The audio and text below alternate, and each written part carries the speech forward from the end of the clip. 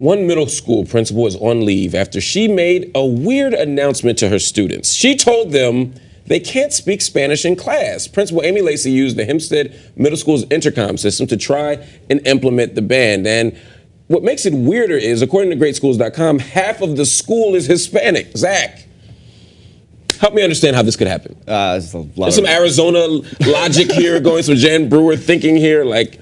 I have not talked to this principal. I can't tell you exactly what's going on in her head. I think in the past when people have attacked Spanish language use in classrooms, they've said, these students need to learn English. It's going to be a useful life skill. They shouldn't be, they have to have a time in their life when they pick this up. So if you take away the ability to speak Spanish, then they're just forced to learn English. But I think that's a dumb argument. I don't see why.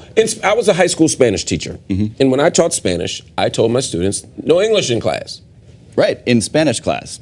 Right.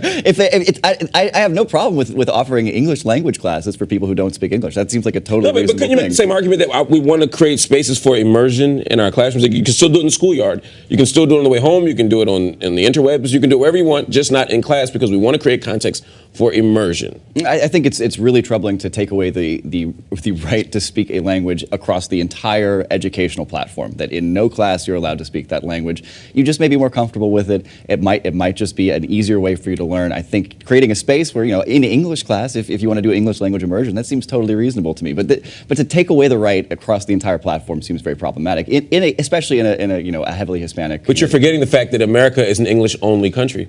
Yeah, this has always bothered me. I can't like why what is like the righteousness of the English language? Like why is it so hard for everybody to just like speak another language, learn a couple of them? In Europe and other countries, people speak all kinds of languages. It's not that big a deal.